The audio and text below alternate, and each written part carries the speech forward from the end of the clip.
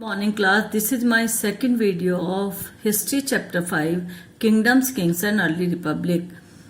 Earlier we have discussed in first video that how Rajas performed sacrifices to become rulers, how Janpadas were introduced, how the Rajas of Janpadas become powerful and how the Varna system introduced. Now we discussed that when Janpadas become more powerful, they were known as Mahajanpadas. About 2500 years ago, some Janpadas become more important than others and were known as Mahajanpadas. Most of the Mahajanpadas has capital city. Most of the Mahajanpadas has capital cities. One such Janpada was Magdha. Magdha was Mahajanpadas and it has its capital at Patliputra and Rajgir. Many of these were fortified. These Mahajanpadas were fortified. This means that huge walls of bricks were built around these Mahajanpadas. Mahajanpadas were fortified because people were afraid of attack of other kings and needed protection. It is also likely that some rulers wanted to show their wealth and power. They wanted to show their wealth and power. They wanted to show how powerful they are. That's why they built huge walls around their cities. And the land and the people living inside the fortified area could be easily controlled by the king. Building such huge walls required a great deal of planning. Thousands, if not lakhs, of bricks or stones had to be prepared. And this needed a lot of money. And how the Raja fulfilled these needs? For this, Rajas collected taxes. The Rajas of Mahajanpadas need more resources to maintain big armies. They need more resources to build forts. They needed more resources to do fortification around the cities, and that's why they introduced taxes and they introduced punch-marked coins. During this period, punch-marked coins were also introduced.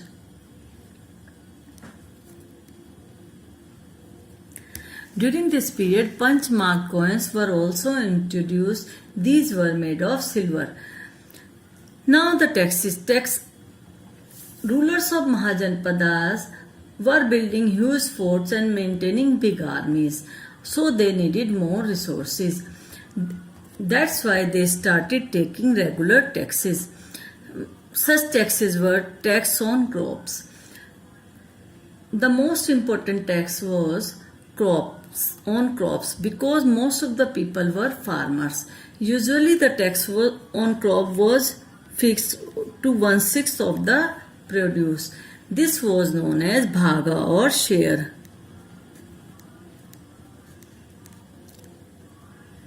Tax on crop is known as bhaga or share. This was 1/6 of the produce. Second tax was tax on goods. The goods which were brought and sold through trade had to give taxes. Tax on craft persons. These could have been in the form of labors. For example, a weaver or a smith may have had to work for a day every month for the king in the form of taxes. Tax on herders. Herders also had to pay taxes in the form of animals and animals produce. Herders paid taxes in the form of animals and animals produced.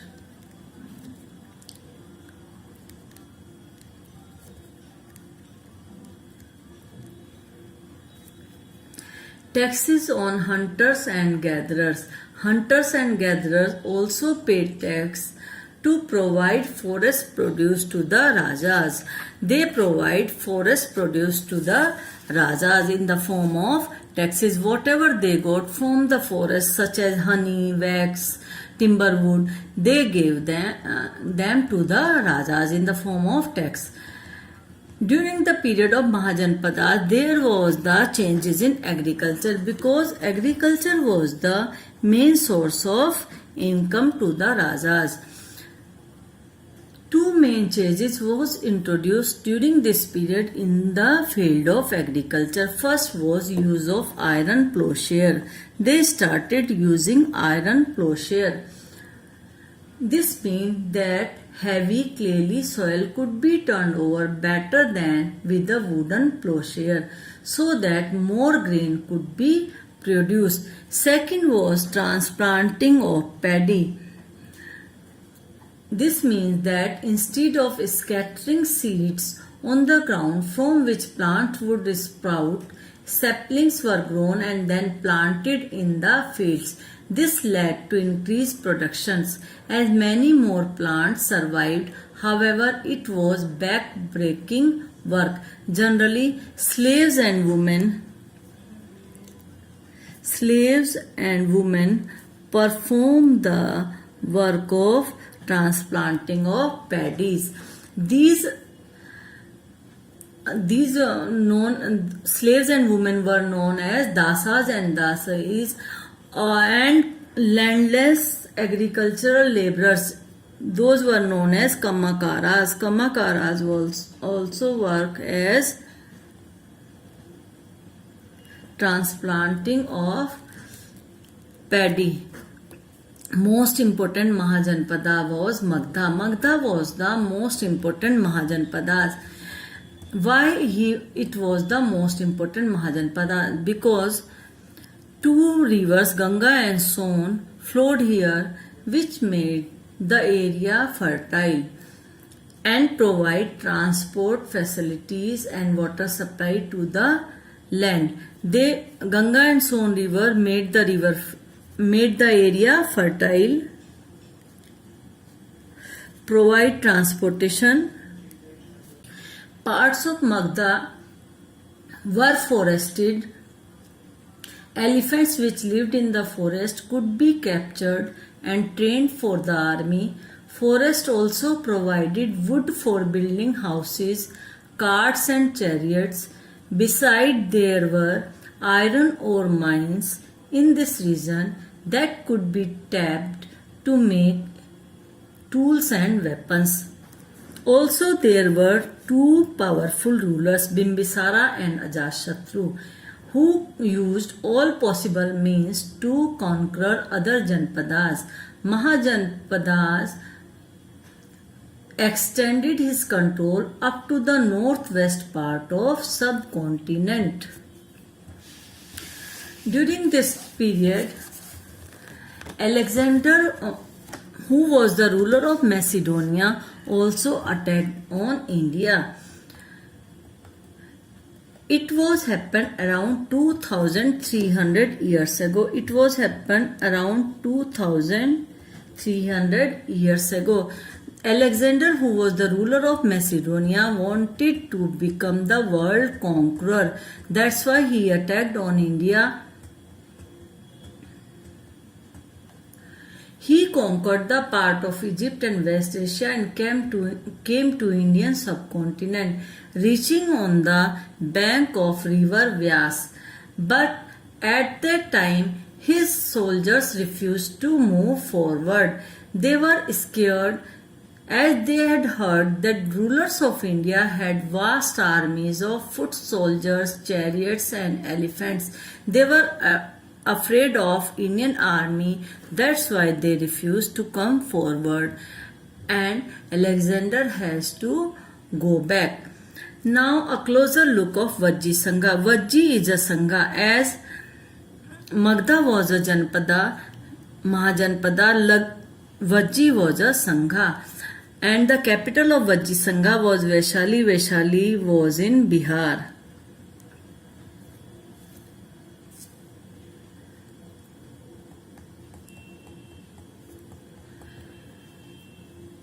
In a Gana or Sangha, there were not one but many rulers.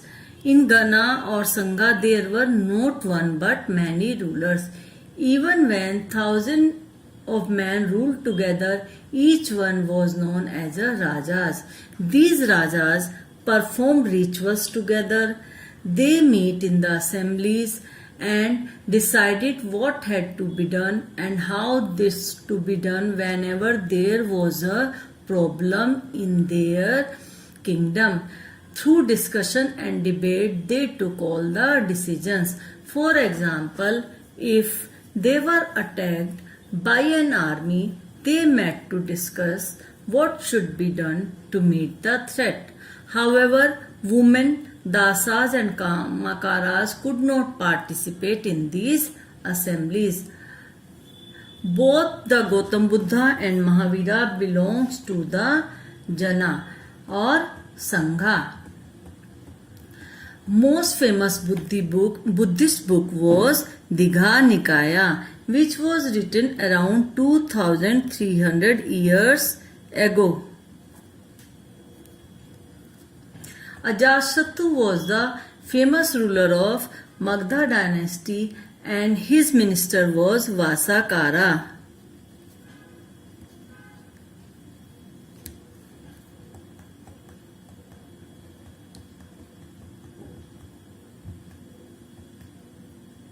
Rajas of powerful kingdom tried to conquer the Sanghas.